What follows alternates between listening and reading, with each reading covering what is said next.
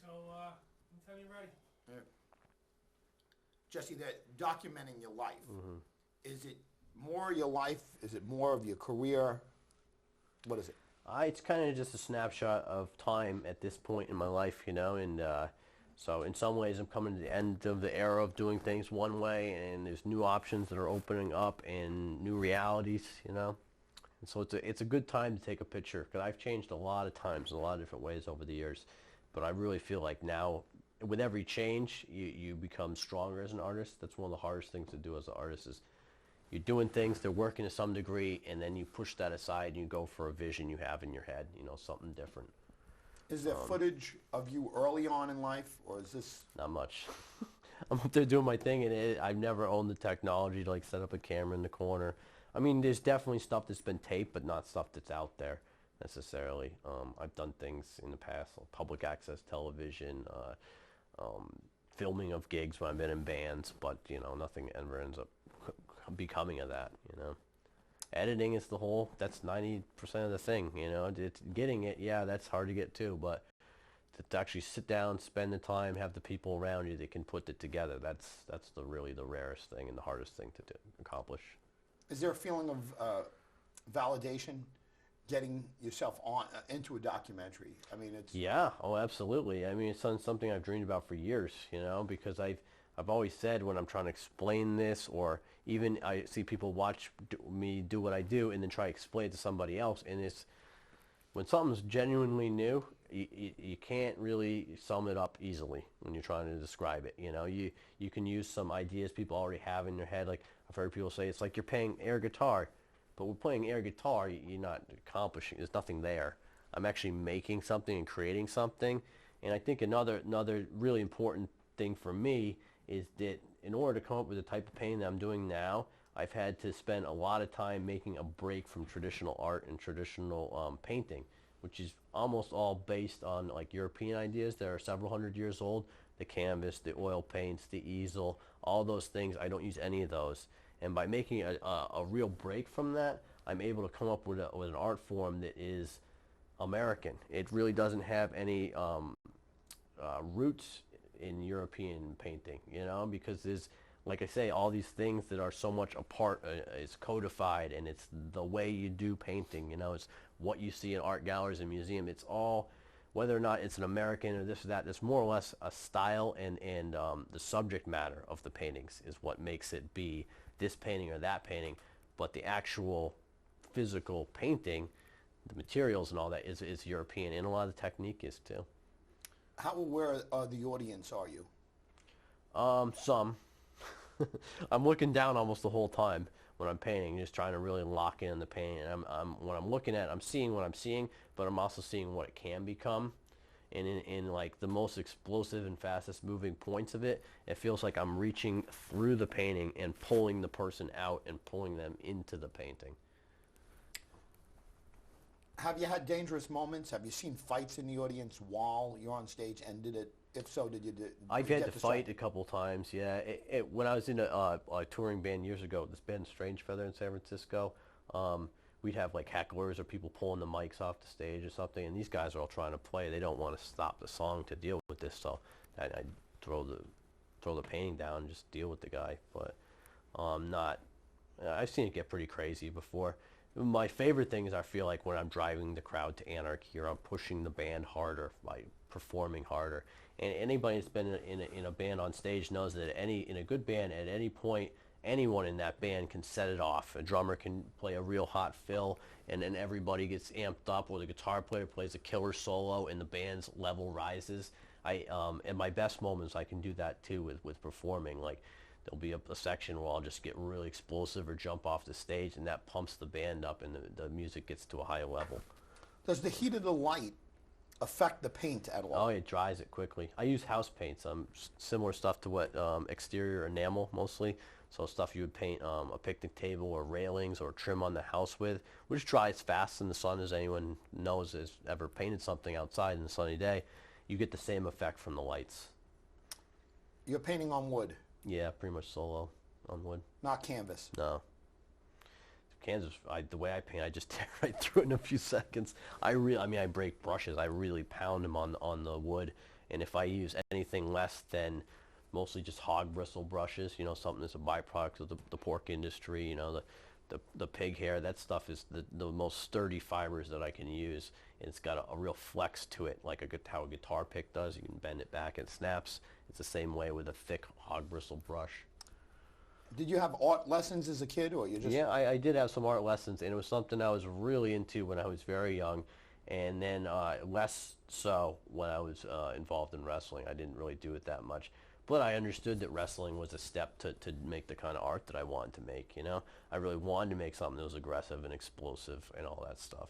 So I've had this picture of what I'm doing now in my mind since I was a kid, but it just took a lot of steps and a lot of years before I even told people that this was an idea in my head, because it sounds very far-fetched, especially when no one had seen it done before. You know what I mean? To think that you would be able to paint that fast and have everything come together, but be really winding up and pounding on it the way you would see Dee Dee Ramone or CJ or Johnny Thunders play.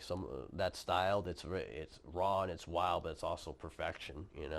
They are really winding up, but they're really nailing everything at the same time. And that was, I did not want to compromise between really going for it and really making something good. What would be a game changer for you if blank happened?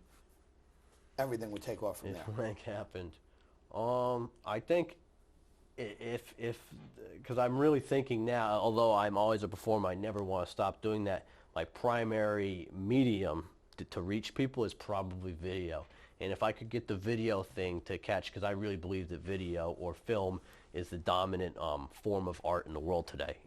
It's something that just I don't see the level of appreciation or understanding or knowledge of other forms of art the way people know about film, video, TV, movies, actors, actresses, directors, all those people that are involved in making this collaborative form of art, with so many people involved. It's really hard for an individual or a handful of individuals, a band or something like that, to stand on the same level as, thousands of people are involved in making a Pixar movie. That's what makes those things so successful. It's a product of many, many, many people's hard work. And if I could make the videos that are in my head and the films that are in my head, I think I can make things that can stand with that, because it's really, there's nothing else like it that's been taped that I've ever seen. Let's talk about your upbringing. Do you have brothers and sisters? Yeah, I have one brother. What does he do? He's a carpenter. He owns a piece of land he's developing right now. That's mostly what he does. But he's disabled, so he's not working like a whole lot. Your parents, are they autistic? Yeah, my mother is, and my dad, he's got a piece of that in him. My grandfather was a painter during World War II in England. He painted a lot of the countryside there, so I've seen his paintings of that stuff. But no, this is really my own thing. I've always, even since I was a kid, I kind of went my own path and had my own ideas about things. And a lot of times they're hard to express. When I was a kid, I'd have ideas about combining things, and people wouldn't even really know what I was talking about. But now, at least with the painting, I'm able to express that in a way people can understand. Let's talk about some of your favorite artists, some well-known artists, and whether or not you have a quantity in your mind of how many paintings they've created, how many pieces of art. Do you know anything? Do you know any statistics? Well, there's a lot. I do know statistics, but it can be very confusing. Like the other day, I was trying to research how many paintings Pablo Picasso did. And on one hand, they say he made 1,800. Another one says he made 16,000. Because then it becomes there's a overlap between what's a drawing and what's a painting. Obviously, something on canvas involving oil paints would be a painting, but there's other things. If you're using paint on paper, what's that? Or there are things that, maybe are laid out like a painting, but it's not necessarily painting.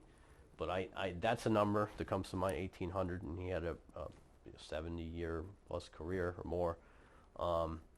But then also, a lot of that is like, look what these guys got to stretch canvas. They have to store large things. There's a limit under that that European painting model of how much you can create. I mean, the materials cost a lot to do this. In today's cost, it would be a few $100s to make a large oil painting or more, and just in straight materials, maybe more. So by cutting down that and actually most of my paintings are about this size, less than 2 feet by about a foot wide, usually 14 inches wide, something like that. And that way, I'm able to create more stuff because they're smaller than some other people's stuff. But I really push it, man. I come from probably a different background than most artists do. So. How often have you painted the same thing twice? Or more than twice? A fair amount of times. I know I keep track of how many different subjects I've done, and I've done almost 700 different people or things. So, you know, sometimes it's a car, but very rarely it's usually people. And then some paintings, some photographs I've painted upwards of 50 times, but that's only like 1 or 2 that I've done that. And there's like a meditation thing in that. You're always trying to get it perfect, and you can then when you lay them all out in front of you, you can see it went in different directions on different days, even though it's all based on the same photograph. No two are the same. Do you ever run into something that you must paint, and you just stop what you're doing and you start painting? Yeah, it's a lot of times I'll see stuff in the newspaper. That's almost everything I paint comes off of a printed paper form. I've collected many books on music and rock and roll, and I cut pages right out. If I want to paint this, I cut right out of the book and make a painting directly from it, or from a newspaper. It's the same way. Lately, because I've been working more with C.J. Ramon and understanding his process of like writing songs, practicing songs. I've been trying to do my paintings more in that mode. So there will be a photograph I really like, and I practice. I do several paintings, and then I'll go perform it. If I like it, I'll keep coming back to it because it's like a song I know, and I'm able to make that painting good in a short amount of time. You know, and you get something by every repetition going through, and they're never the same. On stage, are you always painting the band or the members of the band? No. Usually not. A lot of times it can be somewhat awkward when you're painting somebody and they're standing right next to you. It's like, I don't feel the need to paint somebody if they're right there performing, doing their thing. I'd rather paint people that are heroes of them, or people they worked with in the past. Especially, I get a special deep feeling from painting people that are gone, that have died. When you're painting those people, it really feels like that's when you're reaching through and pulling a spirit back into this world, and you're bringing somebody into this room that everybody wishes was there, you know? And there's a very special feeling associated with that. Very intense, very intense. You've painted some 2,000, 200 and whatever. It's a lot of paintings. Do you ever come across people that have picked up something secondhand and they've reached out to you? Yeah, the secondary market, and all painters know about this, the people that you have in your life when you're a committed artist are relatively few. And generally speaking, those people are getting paintings for way less, and things can be sold sometimes 3 and 4 times. And I hear back, and I'm like, oh man, I wish I got that money. I think all that stuff is great. Yeah, okay. Well, I think we're good. yeah, you Good? Yeah. What else? What haven't we covered? Yeah, anything else? I don't know. We've been talking almost an hour, so I think we got to a lot of stuff here. You're good. You got a good stuff there. Good? From the You got audio, 2 different I'm ones. gonna pull audio from the first interview and then use clips of this. Nice. Thank you, guys. You got 14 minutes right now. Oh, that's Great. Just your That's talk. 14 minutes, more good. than enough. And it's very little me. It's all him. You got your drive with you, right? You can stop. Oh,